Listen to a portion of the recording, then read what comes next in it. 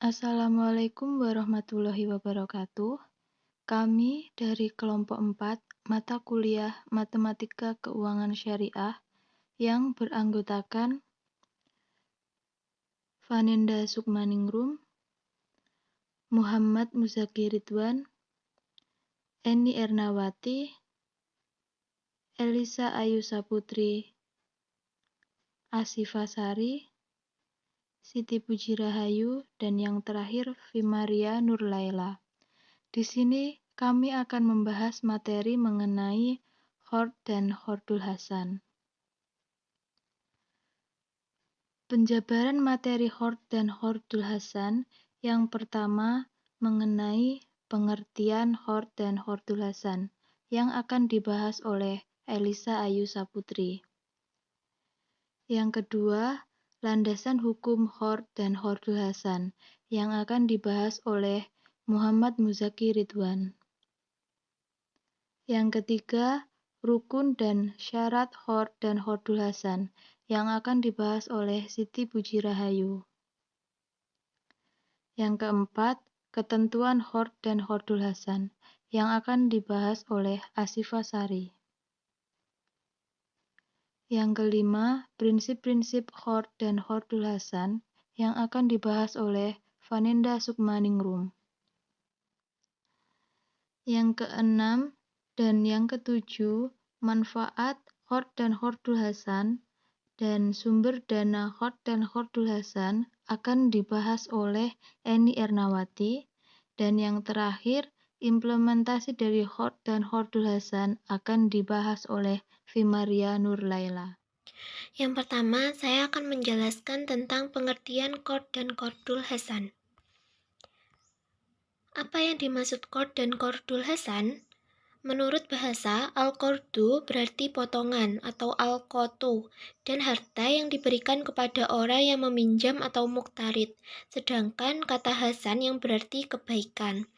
Qardul hasan adalah akad pinjaman dari bank atau mukrid kepada pihak tertentu yang wajib dikembalikan dengan jumlah yang sama sesuai pinjaman. Mukrid dapat meminta jaminan atas pinjaman kepada muktarid. Pengembalian pinjaman dapat dilakukan secara angsuran ataupun sekaligus. Jadi dapat disimpulkan al-qard dan qardul hasan adalah suatu akad yang memindahkan harta dari mukrid kepada muktarid.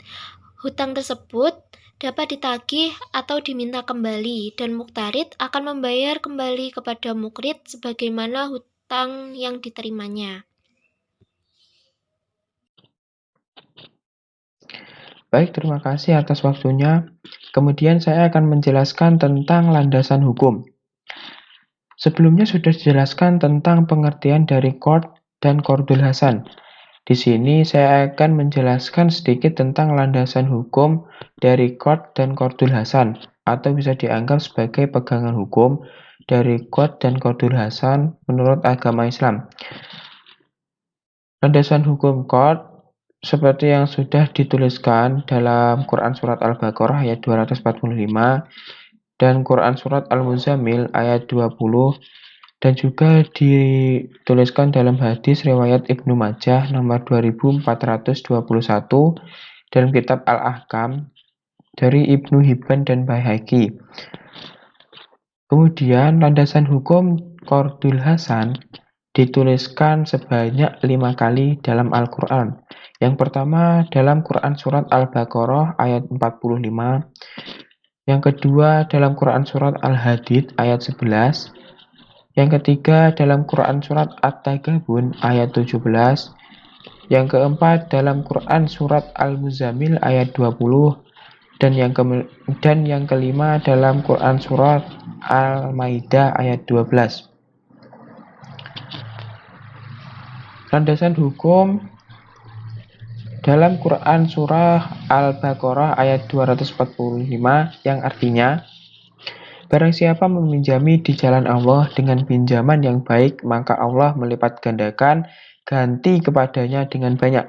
Allah menahan dan melapangkan rezeki, dan kepadanya kamu dikembalikan.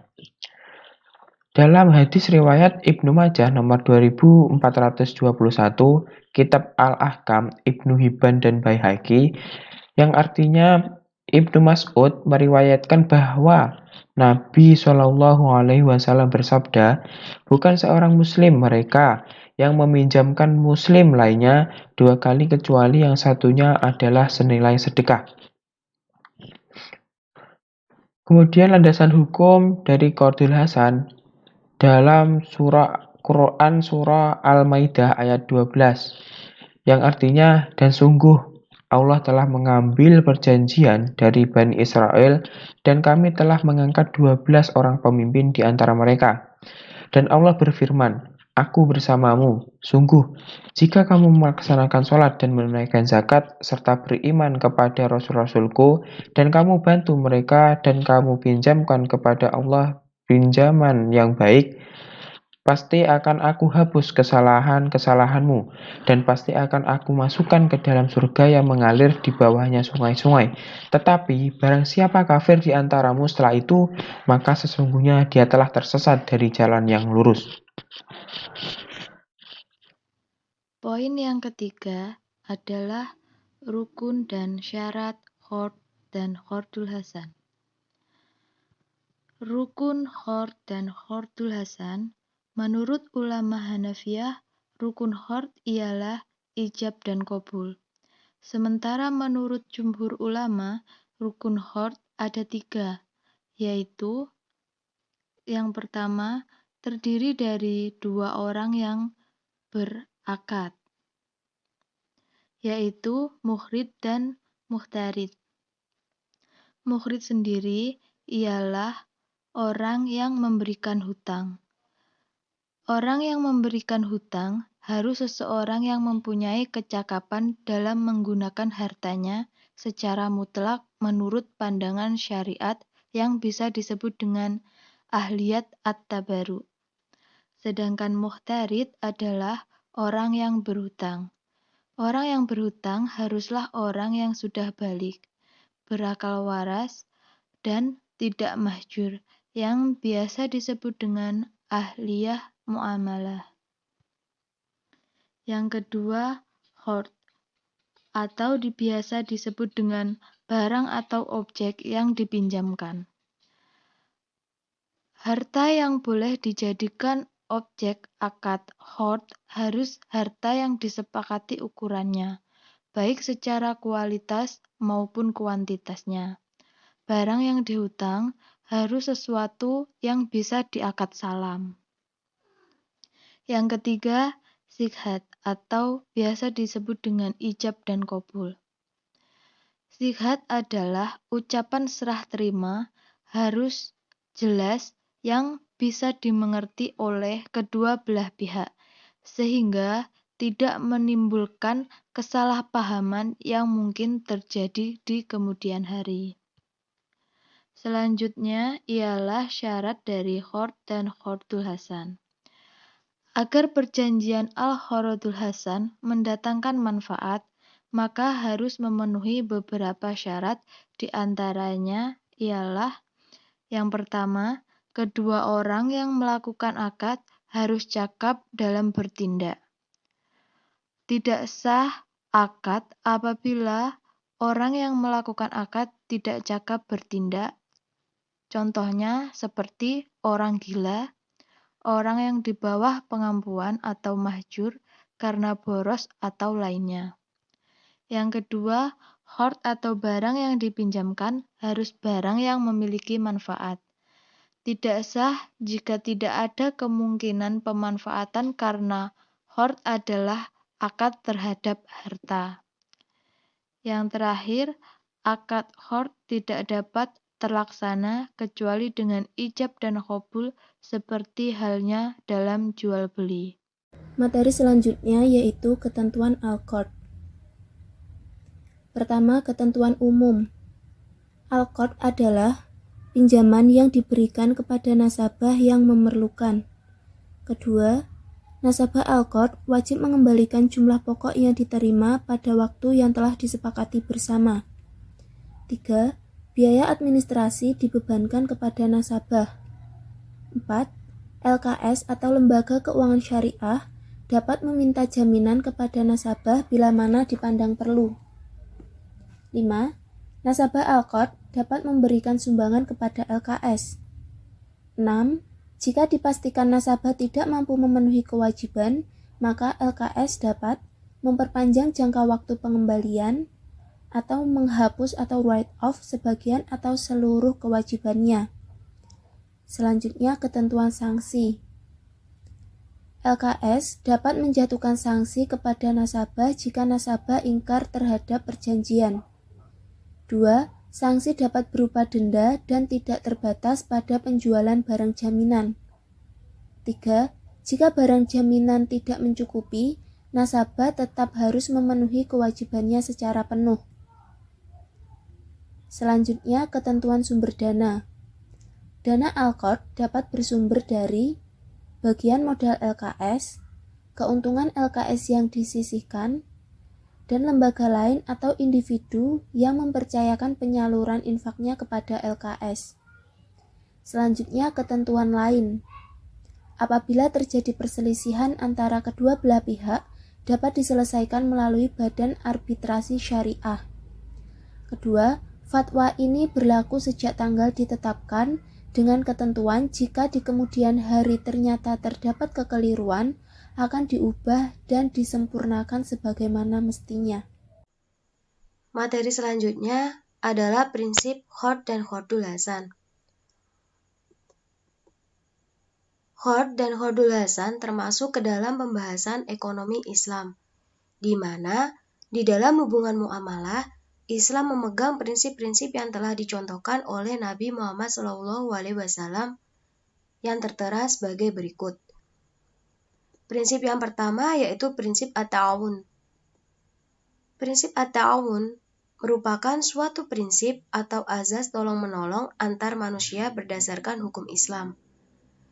Pernyataan ini senada dengan ayat yang tertuang dalam Quran Surat Al-Maidah ayat 2 yang berbunyi, "Dan tolong-menolonglah kamu dalam mengerjakan kebajikan dan takwa, dan jangan tolong-menolong dalam berbuat dosa dan pelanggaran. Dan bertakwalah kamu kepada Allah. Sesungguhnya Allah amat berat siksanya."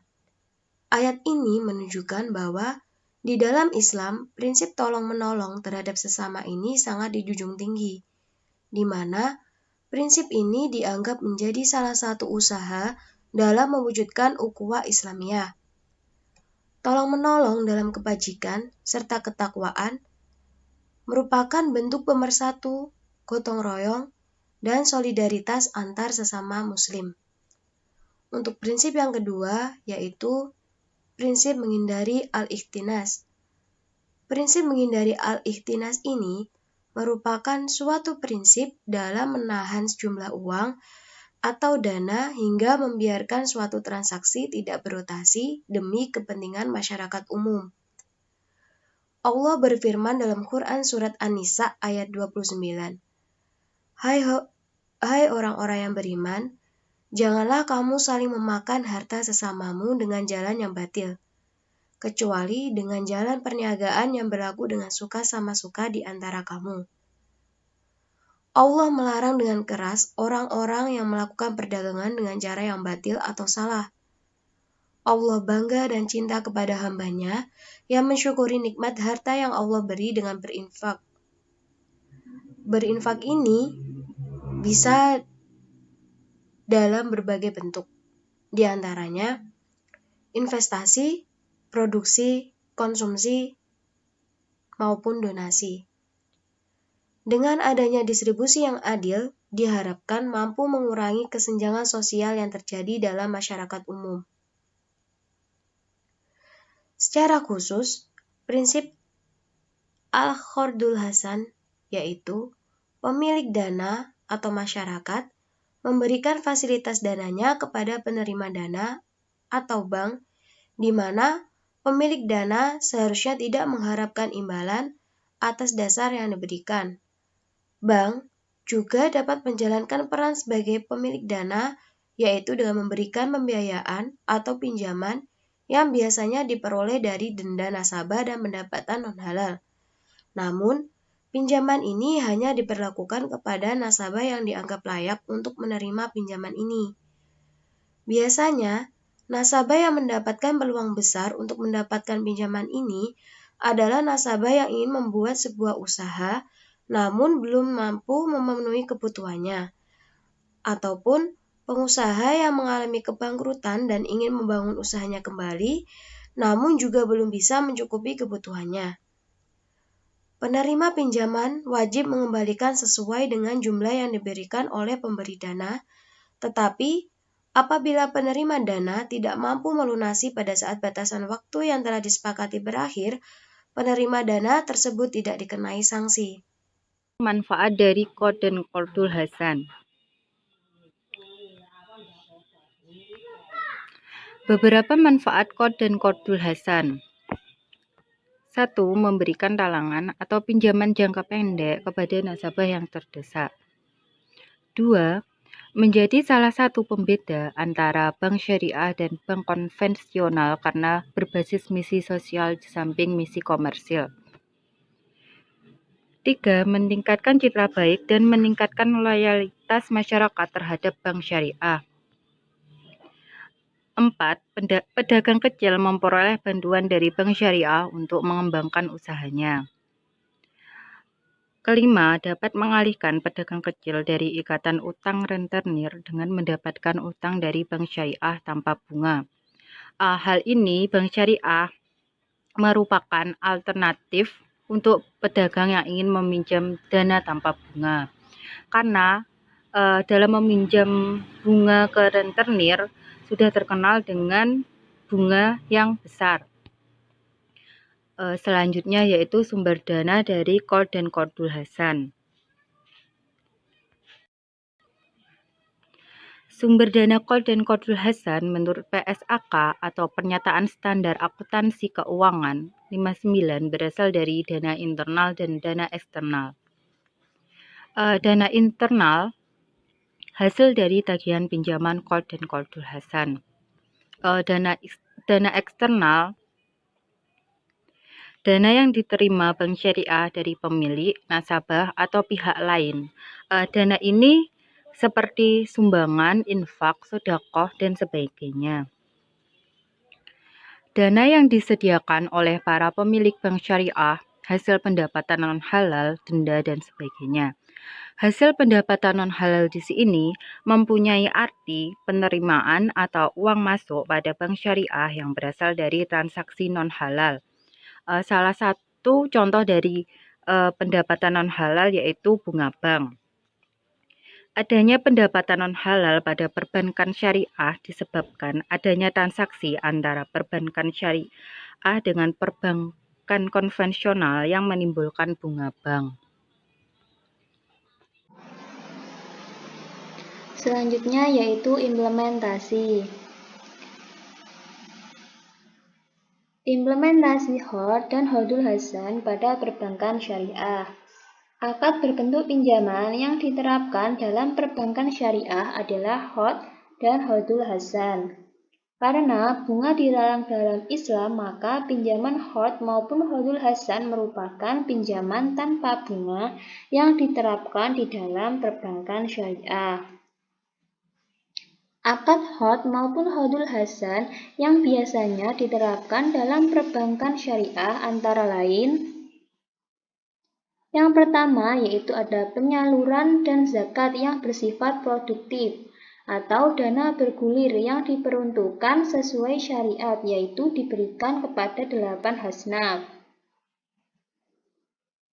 Yang kedua yaitu pembiayaan pengurusan haji yang sesuai fatwa DSN nomor 29/DSN-MUI/6/2002 tentang pembiayaan pengurusan haji. Yang ketiga yaitu ada anjak piutang syariah yang berlandaskan pada fatwa DSN nomor 67/DSN-MUI/3/2008. Yang keempat yaitu letter of credit atau LC, impor, dan letter of credit ekspor. Yang kelima yaitu sebagai produk pelengkap kepada nasabah yang telah terbukti loyalitas dan bonefiditasnya yang membutuhkan dana talangan segera untuk masa yang relatif pendek. Yang keenam yaitu sebagai fasilitas yang memerlukan dana cepat, sedangkan nasabah tidak bisa menarik dananya, misalkan dana yang tersimpan dalam bentuk deposit.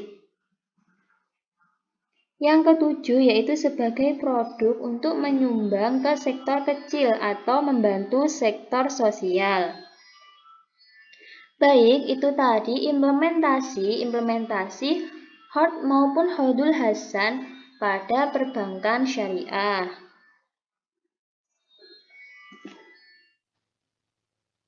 Demikian presentasi dari kelompok 4 yang dapat kami sampaikan.